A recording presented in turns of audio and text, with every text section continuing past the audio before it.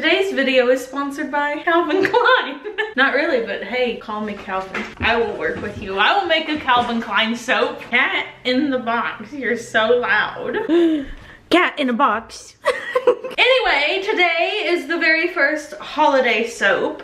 I am super excited because we are upgrading the size of this batch. This is the very first time I'm going to try to pour 4 loaves at once. They're going to be the flat top soap, so we're not going to put piping on them. I'm still a little bit nervous because I've never worked with batches this big before, but I'm also really excited too because I have ordered some custom molds that are going to be coming in the mail by the end of the year probably. So next year we're going to be pouring into these giant slabs, and hopefully some of you guys who have not been able to get soaps in the past will be able to get some because we're gonna be pouring and making so much of it. Anyway, today's soap is hot chocolate. It smells so good. I have little marshmallow embeds to put on top. We're gonna do kind of like a white swirl in the middle of the soap sorta, and then the rest is going to be brown, and we're going to color it with cocoa powder. So it's gonna be all sorts of fancy. So without further ado, let's go ahead and get started. Behold my new soap making bucket. Do you guys see how big this is? Here's my hand for reference. This is giant. Let me show you.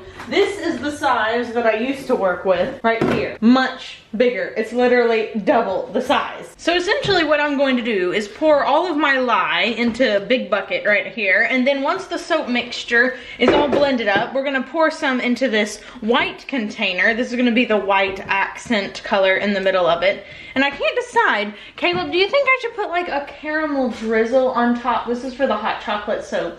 So it's gonna have white on the inside like cream, and then you got like the cocoa color. Do you think I should put like some caramel on top with the embeds, or do you think I should? Why not? Okay, we'll do it. I'm super nervous, but we have to start sometime, so it might as well be now. Okay, so I'm gonna pour in my lye water solution. I'm just going to dump it in. Forget the stick blender. We're too big for that now. Dang, I hope it all fits, because I'm still pouring and it's getting really close to the tippy top. Eee! I'm using the stick blender that Brambleberry gave me because this thing is so powerful. I have it on high, on the very highest setting. Hopefully it gets everything down at the bottom. I don't know, we'll see. But we're gonna start blending now.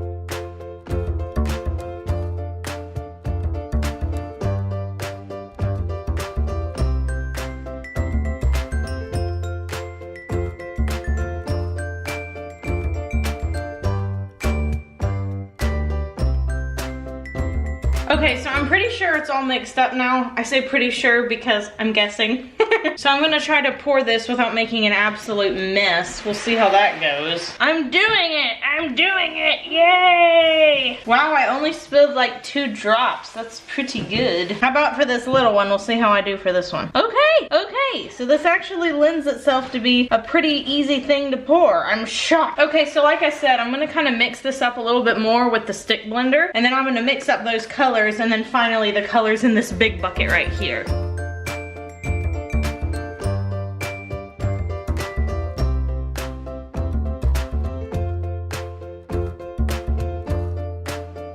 Okay, so the caramel is done and the white is done. So I'm gonna scoot these guys over to the side here. Then I'm going to take some of my cocoa powder right here in this container, and I'm gonna put it into this big bucket. Okay, time to mixy. And by the way, when I put the fragrance oil in it, it's gonna turn it like sort of a pasty whitish color, but as it continues to sit, it's going to be a lot darker over time.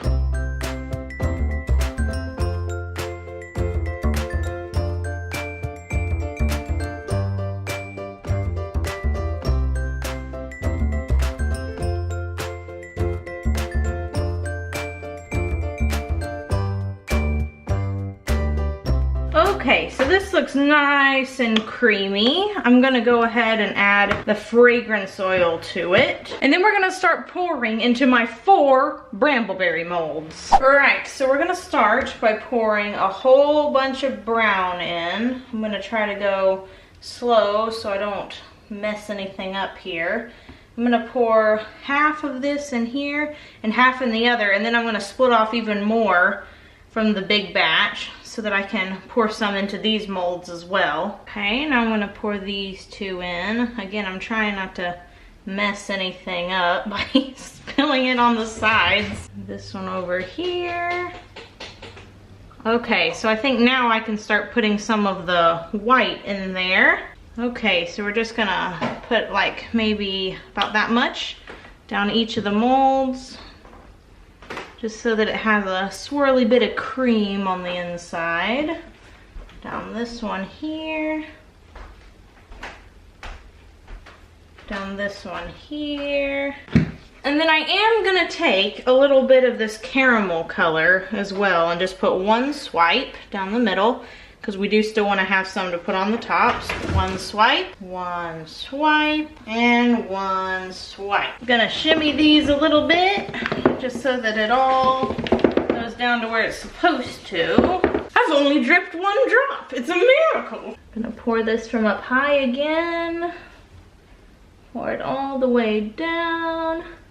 We do have a little bit of brown left over, and I'm just gonna mound up on the top a little bit. I'm also gonna take this time to go ahead and pour some more white in there, just a little bit, all the way down the mold. We're not really gonna stir this in, because the more I find that I stir in accent colors with fragrances that discolor, the more the accent color kind of just gets taken over by the discoloration. It doesn't stand out very well. So all I'm gonna do now is scrape out the containers on top of the soap here. I'm gonna pound them down to make sure they're nice and flat. Then I'm gonna mound up the rest of the chocolate. And I'll bring you guys back when I start putting the embeds and the pretty caramel color on the top. Okay, so I've scraped everything out. So I'm gonna take my little teaspoon container here, and I'm just gonna kind of smush this soap around that I put on top and this bit of white that's on here. We're just gonna kind of move it, make it look kind of like a drink. I've done this on a couple of other sort of flat top soaps that I've made, and it looks pretty delicious by the time it's been all smeared around real good.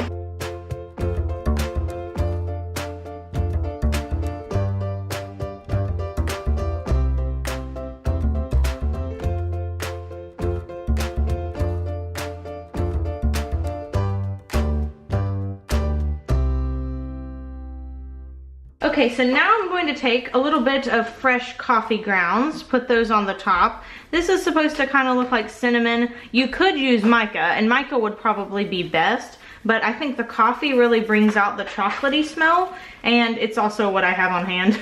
Just gonna sprinkle this all across the soap. This smell is really fantastic. Can you smell this, Caleb, or are you too stocked up? Stop. Oh, well, trust me when I tell you this is like the best hot chocolate smell. This is kind of how I did the hot chocolate soaps before I started doing high tops. It looks pretty similar. So now I'm gonna take this golden color and I'm just going to put a little drizzle like this right on the top, all the way down. And then we're gonna put the little marshmallow embeds in. Oh my gosh, this looks so good. And now it is time for the marshmallow embeds. Now this is going to take me a while, but these marshmallows look so realistic. You can see them right here, and each soap is going to have 3 of them. So I don't even think it would be worth me speeding up the process here, because I still think it would take me far too long to get all this done. So I'm gonna put 3 on each of the soaps, and then I'll come back and I'll show you a close-up of these bars. And this is what the soap looks like after all the marshmallows are in. Oh my gosh, it looks so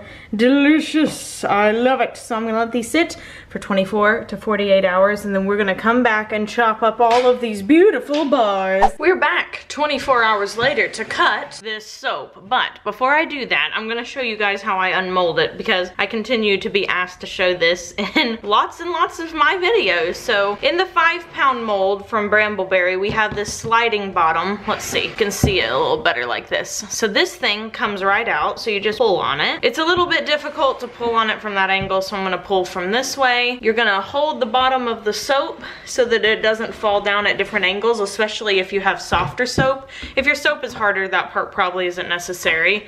And it's gonna fall right through the bottom, just like that. Then you're gonna peel the silicone mold off the side, right down the side here. Pop it off the edge. My edges come off cleanly. If you're using the recipe I have in the description box, it should also come out cleanly for you. This is what the loaf looks like. Okay, so now I'm gonna put my soap loaf over here. It smells really strong, and that cocoa powder that I put in it yesterday is one of the main scents you can smell. So now I'm gonna line this up top. We're just gonna push down gently.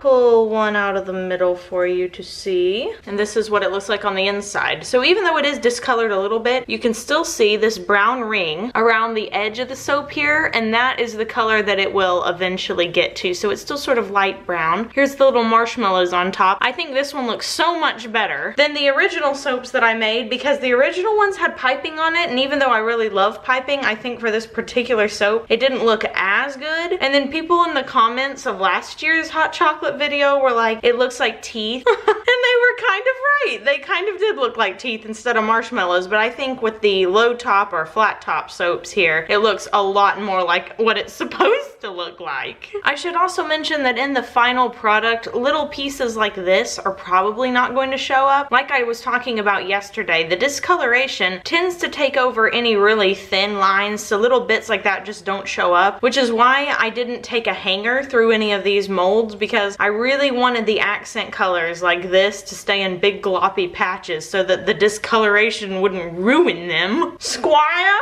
bringeth me the question of the day, for I am running out of time. We are listening.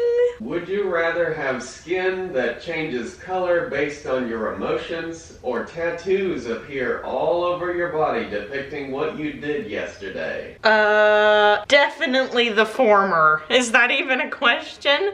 I mean, let's just say, hypothetically, one needs to take a dump. Do you really want that depiction showing up on your forearm the next day? I don't think so. Wear a long sleeve shirt. What if it shows up on your face? Wear a mask. That's not gonna be weirder than what's underneath. Oh my gosh. Well, I definitely say the first one. What do you say, Caleb? Tattoos. Oh my gosh, you're just being contrary. If you would like to vote on the question of today, you can click the I in the upper right hand corner of the screen. I'm really interested again to see what people say for this one. You guys never cease to surprise me. I hope you enjoyed this video. If you did, please give it a big thumbs up, subscribe to the channel, maybe even leave us a comment down below, and we will see you again next time. So until then, bye for now.